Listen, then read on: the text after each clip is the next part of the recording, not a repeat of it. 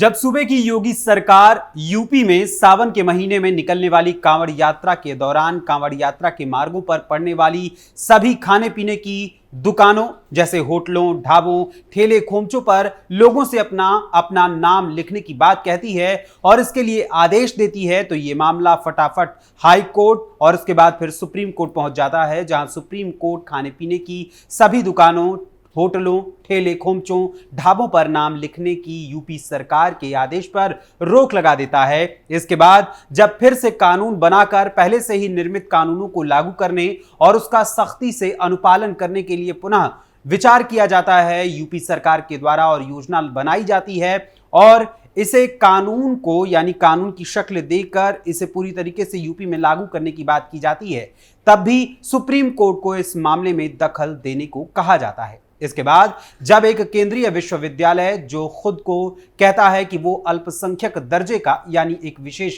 कौम के लिए समर्पित विश्वविद्यालय है, लेकिन उसे लाभ केंद्रीय विश्वविद्यालय का ही चाहिए यानी कि सेंट्रल यूनिवर्सिटी का उसे लाभ चाहिए होता है, तो इस पर सुप्रीम कोर्ट उसकी बात स्वीकार कर उसे अल्पसंख्यक का दर्जा भी दे देती है। लेकिन वहीं जब बात आती है हिंदुओं के अधिकारों की रक्षा की, तब यही सुप्रीम कोर्ट मौन साध लेता है। न्याय की देवी की आंखों से हटाई गई पट्टी फिर से आंखों पर चढ़ जाती है और संविधान फिर से उनके पैरों के नीचे आ जाता है और संविधान की जगह फिर से दाहिने हाथ में तलवार आ जाती है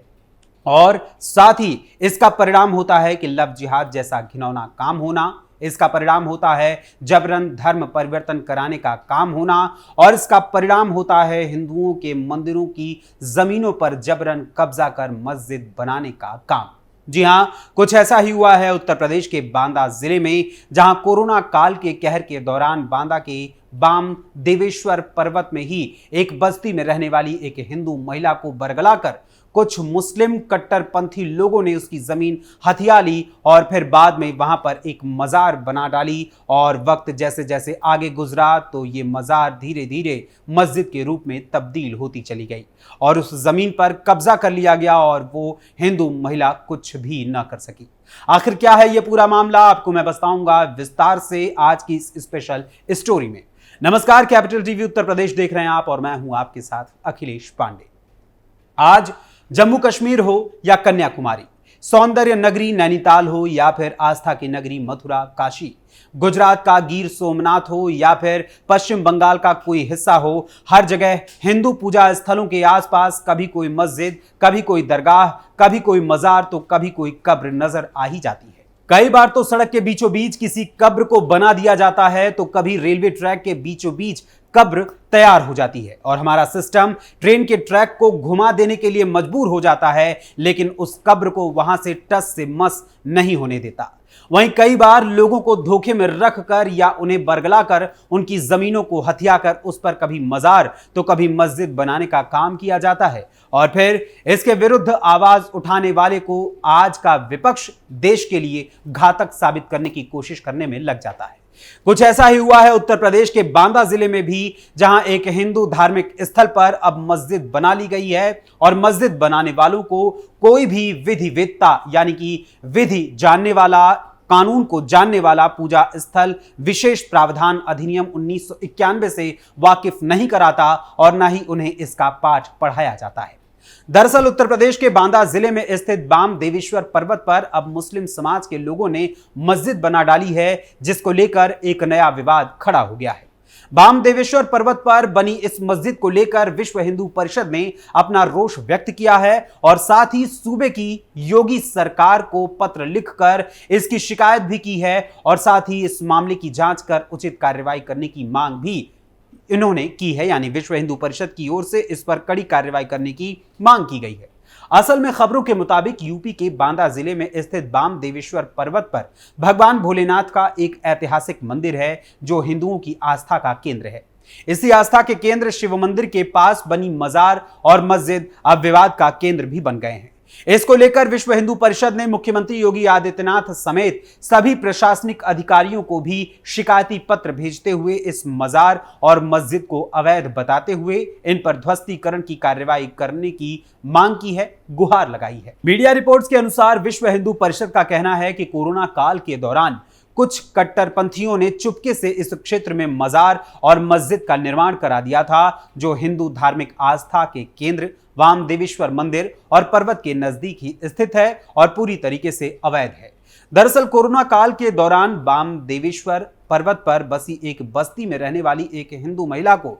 बरगलाकर पहले यहां कुछ मुस्लिम कट्टरपंथी लोगों ने उसकी जमीन उससे हथिया ली और फिर बाद में वहां पर एक मजार बना दी गई। धीरे धीरे वक्त गुजरा तो इस मजार को मस्जिद में तब्दील कर दिया गया। इस मामले को लेकर मीडिया को जानकारी देते हुए मजार और मस्जिद के बगल में ही रह रही सुनिया नाम की एक महिला ने बताया कि इस इलाके में कोरोना काल से पहले मजार के पास एक भवन का निर्माण किया गया था। उस महिला के अनुसार यह जमीन जमींदारों की बताई जाती है, लेकिन फिर इस पर आगे चलकर पहले मजार का निर्माण किया गया और फिर इसके बाद यहां पर मस्जिद का भी निर्माण कर दिया गया। वहीं विश्व हिंदू परिषद का कहना है कि हर शुक्रवार को यहां फातिहा और नमाज भी पढ़ी जाती है, जो कि हिंदू धार्मिक स्थल के पास होने के कारण हिंदू धर्मावलंबियों की भावनाओं को आहत करता है और यह पूरा क्षेत्र हिंदू धार्मिक आस्था का केंद्र है और इस पर अवैध निर्माण कर धार्मिक सौहार्द को प्रभावित करने, उसे बिगाड़ने का काम भी किया गया है। वहीं इसके साथ ही वहीं वामदेव पर्वत पर स्थित वामदेवेश्वर मंदिर के पुजारी पुत्तन तिवारी ने भी इस मामले पर गंभीर अपनी चिंता व्यक्त की है। उन्होंने कहा कि इस पर्वत के चारों तरफ अवैध निर्माण किया गया है, यानी उस इलाके में सिर्फ मस्जिद और मजार ही नहीं बने हैं बल्कि इसके अलावा भी अन्य कई प्रकार के अवैध निर्माण बनाए गए हैं। इसकी शिकायत भी मंदिर प्रशासन ने कई बार यहां तक कि जिले के प्रशासन से की है, लेकिन इसके बावजूद भी अब तक प्रशासन की ओर से कोई कार्रवाई इस मामले पर नहीं की गई है। गौरतलब है कि इस विवाद की शुरुआत साल 2022 में हुई थी, जब हिंदू संगठनों ने जिला प्रशासन को मजार और मस्जिद की अवैधता की शिकायत की थी। उस शिकायत के आधार पर प्रशासन ने इसकी जांच भी की और उस जांच के बाद जो रिपोर्ट तैयार की गई उसमें यह लिखा गया कि मजार और मस्जिद पुरानी है और इनमें लाउड स्पीकर का इस्तेमाल नहीं किया जा रहा है। गौरतलब है कि उस समय साल 2022 के आसपास योगी सरकार की ओर से लाउड स्पीकर के खिलाफ एक अभियान चलाया जा रहा था और लाउड स्पीकरों को बंद करवाया जा रहा था। वहीं अब एक बार फिर से इस मुद्दे को विश्व हिंदू परिषद की ओर से उठाया गया है। बांदा के वामदेवेश्वर पर्वत की तरह ही देश के कई अन्य हिस्सों में भी कहीं मस्जिद तो कहीं मजार तो कहीं कब्रिस्तान के नाम पर पहले जमीन हथियाई जा रही है और फिर उस पर वक्फ बोर्ड अपना अधिकार जमाते हुए उसे अपने कब्जे में लेता जा रहा है। लेकिन अफसोस की बात है कि माननीय सुप्रीम कोर्ट के कॉलेजियम सिस्टम से निकलकर आए सम्मानित न्यायाधीशों को यह सब कुछ नजर नहीं आता और न ही कभी उन्हें ये तस्वीरें दिखाई देती हैं जिनमें जमीनी स्तर पर वो सच छुपा है जिसे वो अपनी खुली आंखों से कभी देखना भी नहीं चाहते, उसके हकीकत को कभी जानना ही नहीं चाहते। अभी कुछ दिनों पहले कर्नाटक के बीदर से भी एक ऐसा ही मामला सामने आया था, जहां एक किसान ने इंसानियत दिखाते हुए कुछ सालों पहले अपनी जमीन में एक मुस्लिम व्यक्ति की मौत के बाद उसके शव को दफनाने की अनुमति दे दी थी, लेकिन उसका खामियाजा उसे भुगतना पड़ा। इस वाकये के 30 साल गुजर जाने के बाद कर्नाटक वक्फ बोर्ड ने उस किसान की 18.6 एकड़ की जमीन पर अपना दावा ठोक दिया है और आपको बता दूं कि अब अपनी जमीन को कर्नाटक वक्फ बोर्ड के चंगुल से छुड़ाने के लिए वो किसान अदालत की सीढ़ियां चढ़ चढ़कर पिछले 11 साल से अपनी चप्पलें घिस रहा है, इस आस में कि शायद कभी उसे न्याय मिलेगा। लेकिन उसकी आस को कब तक हकीकत में बदलने का उसे एहसास प्राप्त होगा, ये तो वो भी नहीं जानता। वहीं इसके साथ ही कुछ समय पहले कर्नाटक के ही विजयनगर में भी वक्फ बोर्ड ने किसानों की 1500 एकड़ की जमीन पर अपना दावा ठोक दिया था। इसके बाद किसानों ने जब इसका पुरजोर विरोध किया, तब जाकर राज्य सरकार ने जमीनों को लेकर जारी किए गए नोटिस को वापस लेने का फैसला किया था। वहीं कुछ इसी तरह से हावेरी में भी एक गांव पर वक्फ बोर्ड ने अपना दावा ठोक दिया था और अब बीदर में भी कुछ ऐसा ही मामला सामने आया है जो लगातार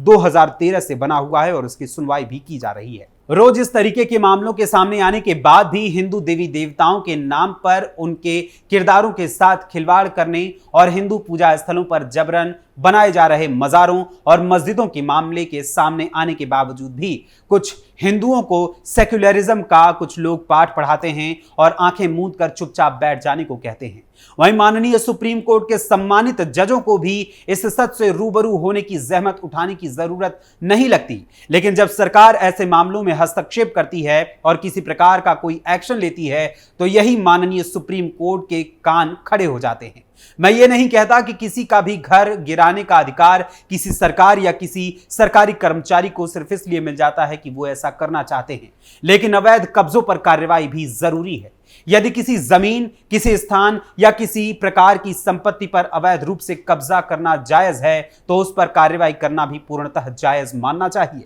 लेकिन हम इस मामले में कुछ भी कहें उससे भला क्या फर्क पड़ता है, लेकिन फर्क तब पड़ेगा जब इस मामले पर जनता कुछ कहेगी और जनता अपनी आवाज बुलंद करेगी। मैं आप सभी से जानना चाहता हूं कि आखिर आपके अनुसार इस तरह सार्वजनिक स्थलों, हिंदू मंदिरों, हिंदू पूजा स्थलों या फिर किसी भी जमीन पर कब्जा करने या उसे हथियाने वालों पर आपके अनुसार क्या कार्रवाई सरकार को करनी चाहिए, यानी सरकारी रूप से क्या कार्रवाई की जानी चाहिए, इस बारे में आपकी क्या राय है हमें अपने कमेंट्स के माध्यम से जरूर बताइएगा। फिलहाल अभी के लिए बस इतना ही, फिर मुलाकात होगी किसी और खबर, किसी और मुद्दे के साथ। तब तक के लिए मुझे अनुमति दीजिए और बने रहिए कैपिटल टीवी उत्तर प्रदेश के साथ। धन्यवाद, नमस्कार।